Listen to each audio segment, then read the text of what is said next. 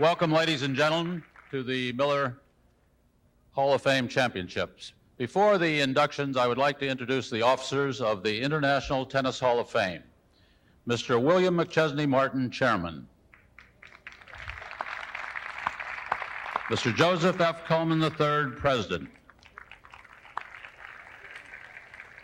Mr. John Davis, Vice President. Mr. William Fitzgerald, Vice President.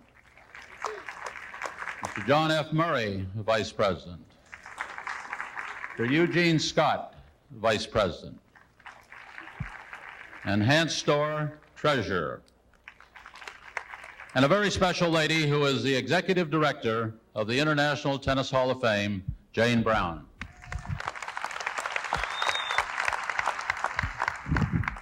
Our first two presentations will be the Hall of Fame Special Citation for Contributions to Tennis, Dr. Daniel PENNICK. The first award is for a man who devoted his entire life to the success and achievement of his players as athletes and as gentlemen. While a classical language professor at the University of Texas, Dr. PENNICK took time out to become one of the most successful tennis coaches in U.S. history. In NCAA action, his players earned 2 singles and 5 doubles titles, and in 41 Southwest Conference competitive seasons, his players captured 27 singles and 31 doubles titles. Of these players, Wilmer Allison was enshrined in the International Tennis Hall of Fame in 1963. Beloved by players and colleagues alike, Dr. PENNICK reluctantly turned the position of head coach over to Wilmer Allison at the age of 87 and continued to attend practice as long as his health permitted. Here to accept the special citation for his father, his son, Cochran PENNICK. Jane.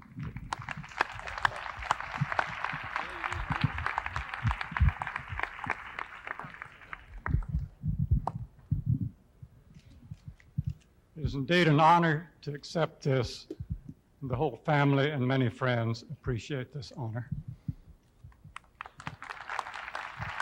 Thank you very much, PENNICK. And now, our next recipient, Jack Starr. Jack Starr began his refereeing career with baseball, football, and basketball while a sports editor at the South Bend Tribune in the 20s.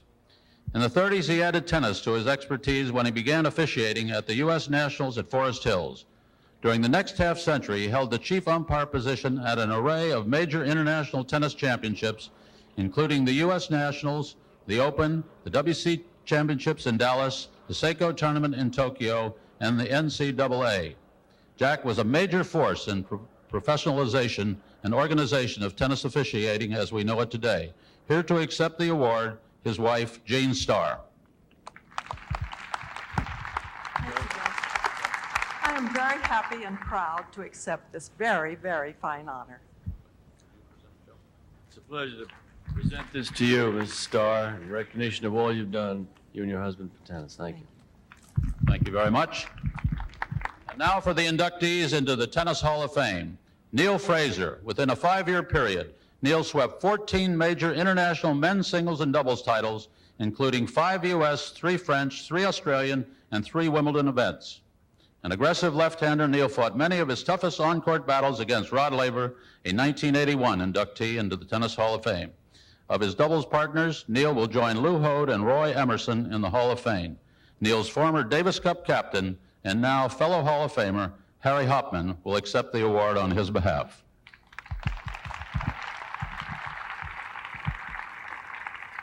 Thank you, Bill. Ladies and gentlemen, Neale came into international world tennis, world top-class tennis, at a time when there were a lot of Americans and a lot of Australians who were tough to beat, and he did remarkably well. But what Australians like about him best is that he's been a wonderful representative to Australia, for Australia, on and off the court. And it's a great honour to me to be able to accept this award on behalf of Neale Fraser. Harry, it's a great honor to present this to you. You're a great hero yourself. Thank you very much. And our next inductee, Manuel Manola Santana. Manola Santana not only conquered the tennis world in the early 60s, but also raised the national tennis consciousness in Spain. Manola won the U.S. and French singles and doubles events. Santana was the master of clay, using topspin shots off his forehand and backhand. but it wasn't until he left the red clay of Roland Garros to challenge the hard-hitting Americans and Australian players on grass that he achieved world champion stature by capturing the Wimbledon crown in 1966. While Manolo is captaining the Spanish Davis Cup team this weekend, his former U.S. Davis Cupper, Gene Scott, will accept the award.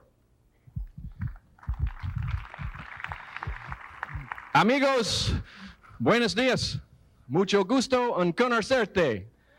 I'm not saying it as well as Manolo, but I have his heart in mind, and it's a great honor for me to accept this award for Monsieur Senor Santana. He expresses his regret, but at the same time, his sincere thanks to the board. He's unable to be with us this weekend because he is representing his country with distinction as captain of the Spanish Davis Cup team against the Netherlands. You know, it's difficult for a genius to be rewarded in tennis, and Manolo was one of those few who could. He literally invented one of the strokes that we now see in profusion, the backhand topspin lob. But it is difficult for a genius to be rewarded. For example, today on the grass courts, you will see lots of staccato slurs, serving and volleying. Manolo could stay back there and hit for hours. He was a great ground stroker, but more important, he was a great person, and it gives me great pleasure to accept this award on his behalf. Thank you.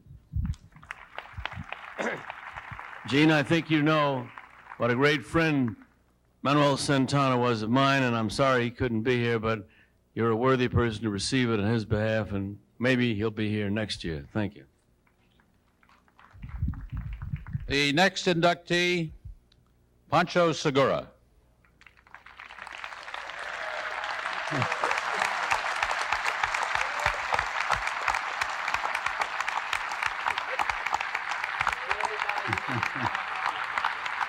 Francisco Segura, affectionately known as Pancho, is Ecuadorian by birth, but an American tennis whiz by legend.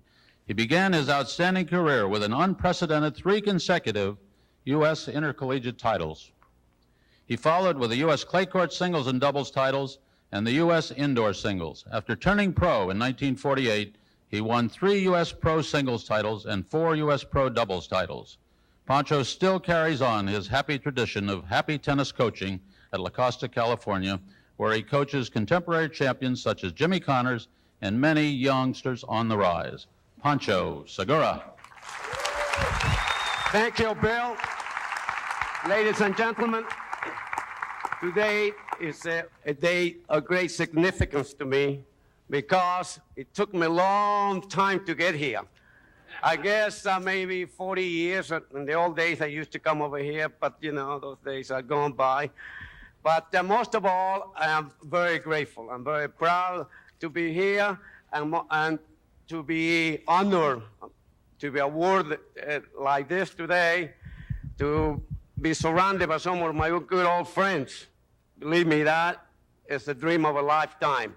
And most of all, I'm grateful because to have my name in the roster of the Hall of Fame, to be joining such a great players of the past, the future champions, like, let's talk about the past, Don Butch, Pancho Gonzalez, Lou Hood, Bill Tilden, all the great ones. Believe me, for a guy who came from the bottom to get to the top, this is it. And I'm very grateful to the tennis nominated committee of the Hall of Fame, to the press, and to the fans, because without the support, I will never have made it that far. Thank you. Pancho, to you.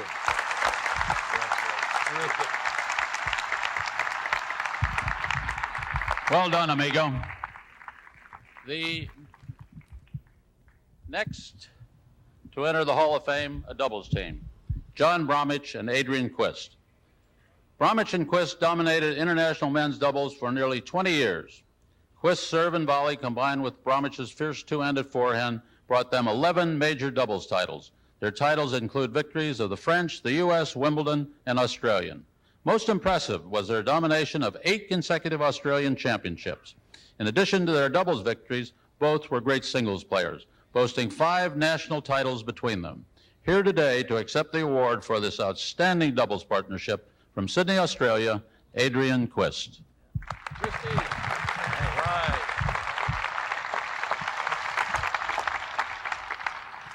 Mr. Talbot, and ladies and gentlemen, it certainly does give me a great deal of pleasure to be back in Newport again. I must say Newport's become very famous in our country. As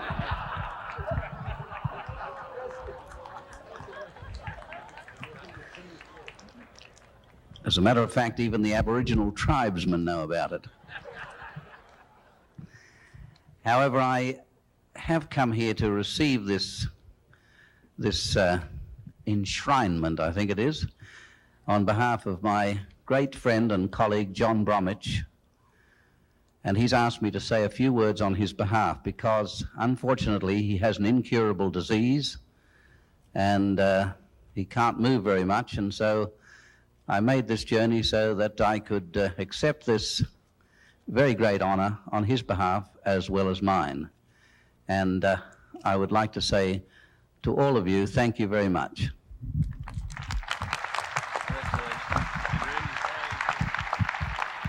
Congratulations to all of the recipients. And at this time, the semifinals of the Miller Hall of Fame Tennis Championships will go on immediately between Shiras and Amritraj.